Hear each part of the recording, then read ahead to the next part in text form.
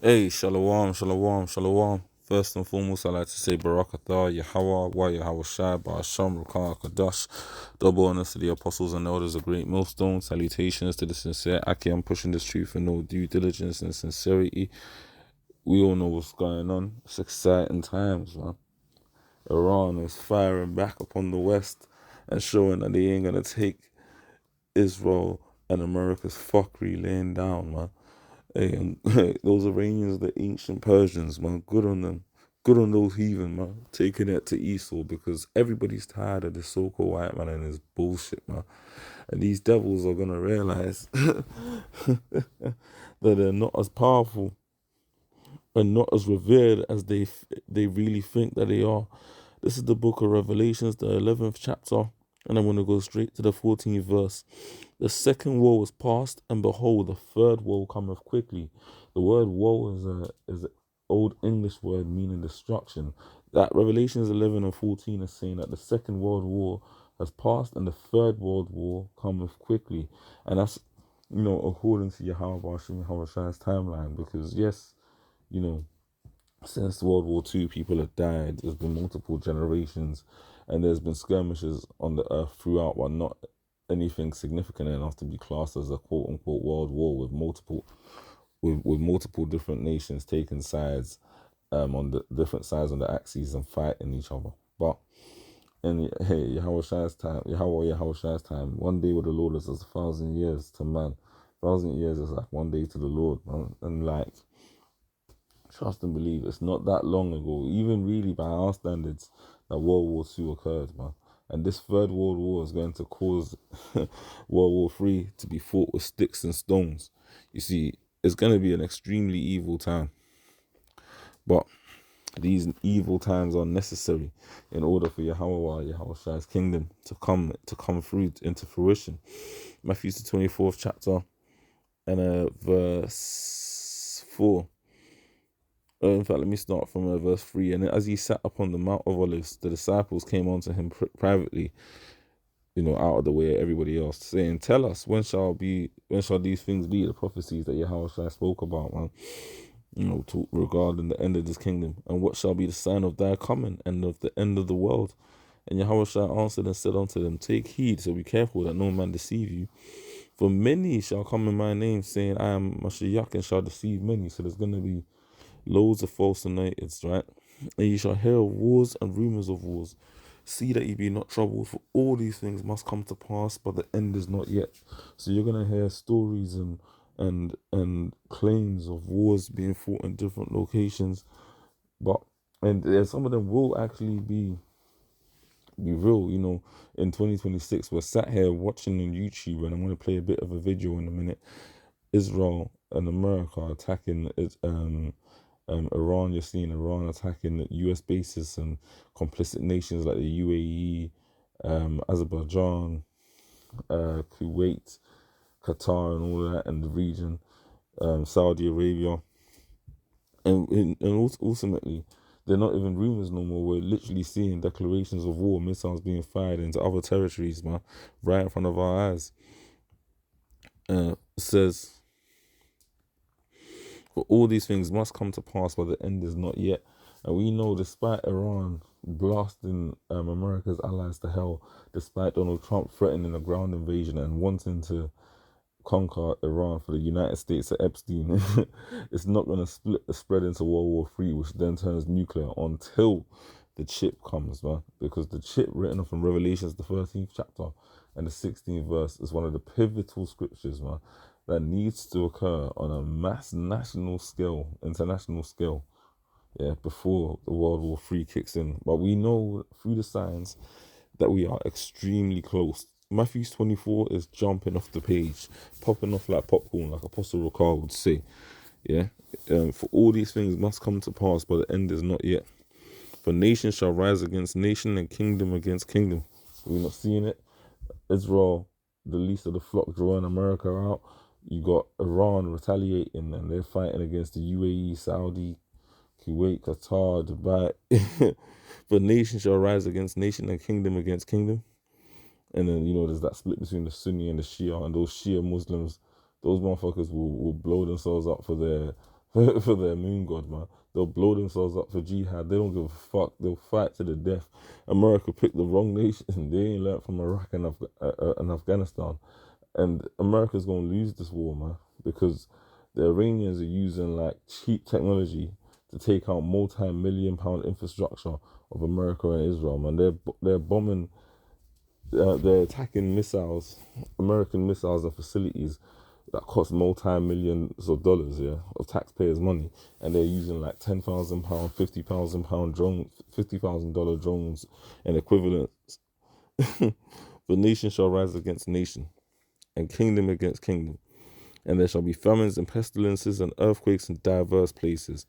All these are the beginnings of sorrows.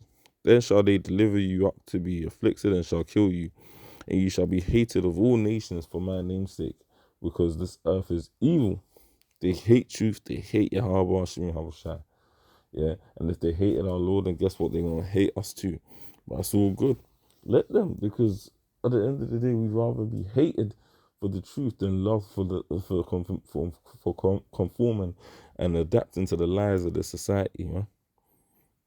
Then shall they deliver you up to be afflicted and shall kill you, and you shall be hated of all nations for my name's sake. And then shall many be offended and shall betray one another and shall hate one another. And many false prophets shall arise and shall deceive many. And because iniquity, because ill doing and wronging shall be the norm, because iniquity shall abound, the love of many shall wax cold. So people are just going to get desensitized to fuckery. They're going to just naturally be on wickedness, because wickedness is going to be the norm. But he that shall endure unto the end, the same shall be saved. And this gospel of the kingdom shall be preached into all the world for a witness unto all nations, and then shall the end come.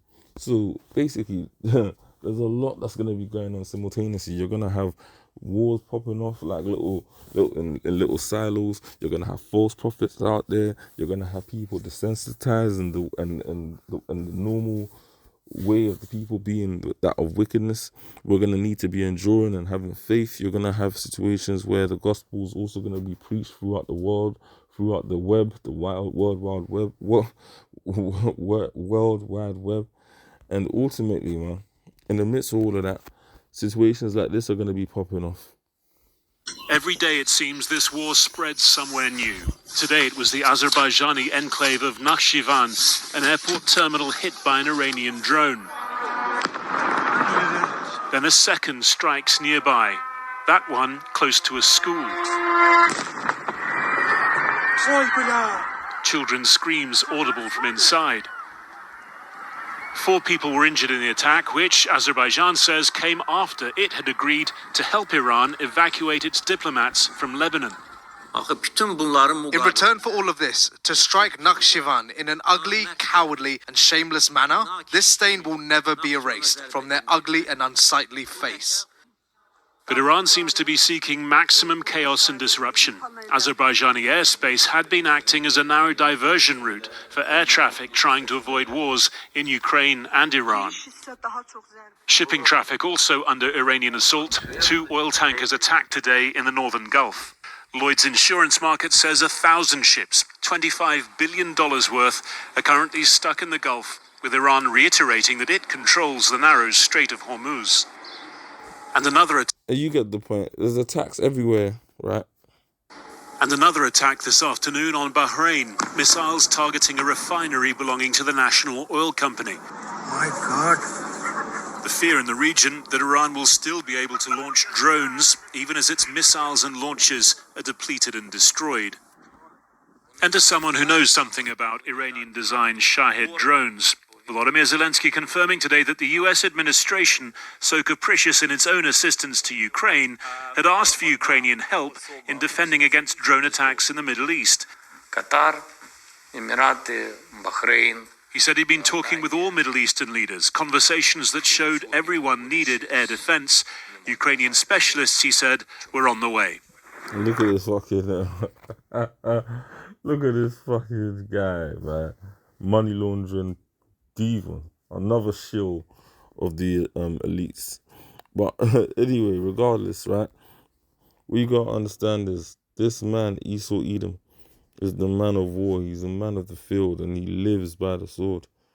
Revelations, the 6th chapter, and the 4th verse. And there went out another horse that was red, and power was given to him that sat thereon to take peace from the earth, and that they should kill one another. And there was given unto him a great sword, and this is representative of Esau and his war machine, right? Yeah. And there was another horse that was red, representing Esau, Edom, man. And power was given to him that sat thereon to take peace from the earth. And what do you see this devil doing? Everywhere these Americans go, man, and these Edomites in general, they're out there wreaking havoc, breaking, destroying, man, stealing, breaking into Venezuela, kidnapping leaders, putting the people of Gaza through genocide, attacking Iran unprovoked, dropping bombs like it's nobody's business, hitting schools, simultaneously attacking between Israel and America, man. That's what they do, man. Take peace from the earth, and that they should kill one another. And there was given unto him a great sword, man. And this modern day sword ultimately comes in different levels, but Esau Edom's greatest sword is those nuclear missiles, which he is going to eventually use, man. Right now is not the time for the nukes to fly, but all of the signs are there. All of the signs are there, man. All it we're waiting on really is the other prophecy of the chip, the RFID microchip being instituted, and Yahweh's return. Once we see that, let the bombs drop, man. You gotta understand, this place is. There's a saying out there where that World War IV will be fought with sticks and stones. Of course, we know there ain't gonna be no World War IV, but after these nukes drop on this side, man, everything is going back to the peace. There ain't gonna be no more war because all of these nations are going to literally destroy each other, man. Mutually assured destruction, mad as the term goes. Yeah, you gotta understand that we're living in a time whereby like war is intercontinental. They're intercontinental ballistic missiles. You got it to where even in Esau's camp there's division. Like recently Spain came out and said that they're not allowing the US to utilize their bases for retaliatory strikes, and Trump was basically calling Spain out, man, saying that they're a useless member of NATO. Even with Keir Starmer, another small hat devil, and I'm not like, anyway, even with Keir Starmer, he basically was of the narrative that America is only going to be able to use the basis to retaliate and not to be provocative and use them for offensive strikes. And he was calling them out, basically saying he's no Winston Churchill, etc., etc., etc. That despite Trump's parents being born in the UK, he feels the country's falling apart. It started going at Sadiq Khan, that other devil.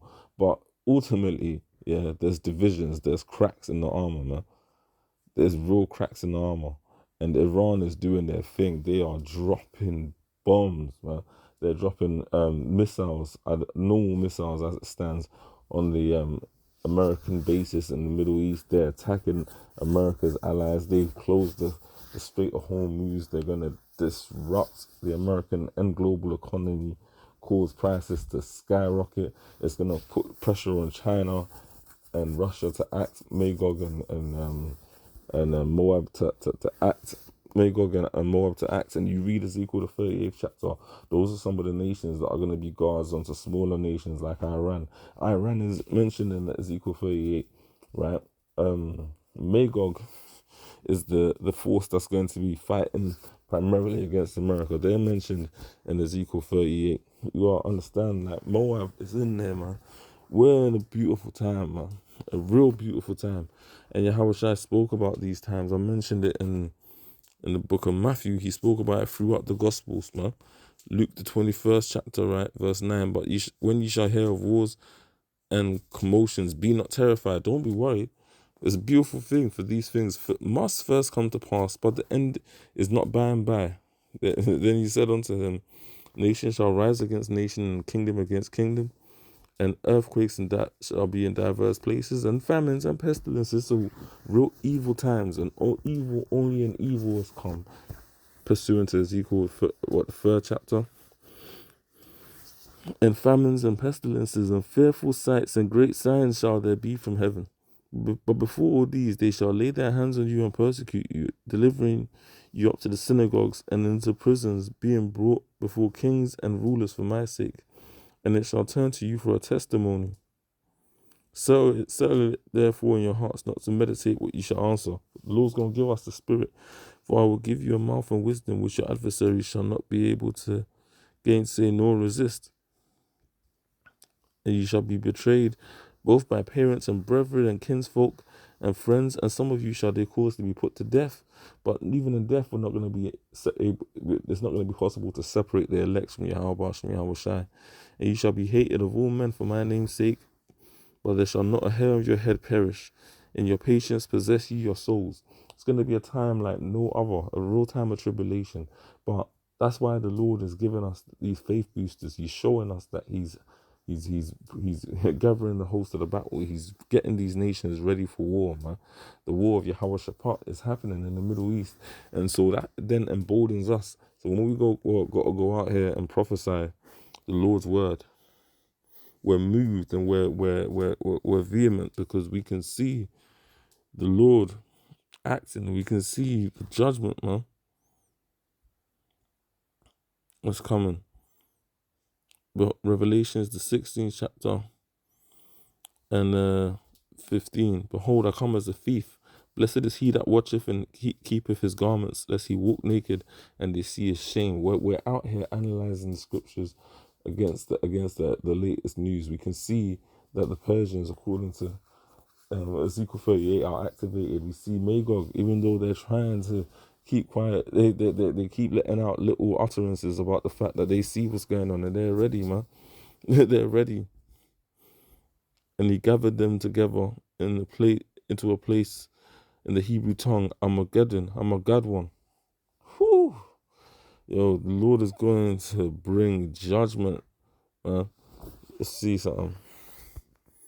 Word Armageddon, yeah. The hill of or city of Megiddo. Woo-hoo. Listen. Yo, the Lord is going to bring judgment, man. Real heavy judgment. Multitudes in the valley of decision, man. Hill of the scene of a struggle of good and evil. It's just about anyway. Real judgment is coming, man. World War III is here, man. We're at the gates. The chip is going to be made mandatory. There's going to be famines. There's going to be pestilences. Even in the next couple of weeks, you're going to see price spikes. You're going to see people out there unable to.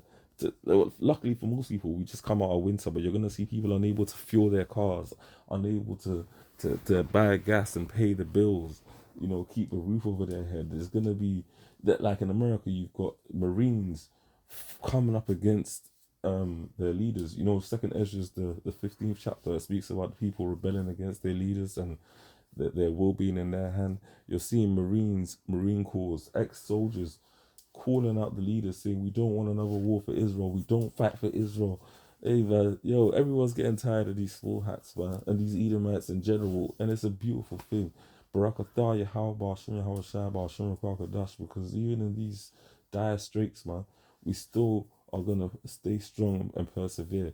It's gonna be a time of evil such as no other. Hence why, pursuant to Isaiah the 33rd chapter, the 6th verse, we got to make sure that we are established in faith, because it's going to be the stability of our times. But judgment is on its way, man. Judgment in the likes of which the world has never seen. And I'm here for it, man. May the Lord bring a speedy destruction to this place.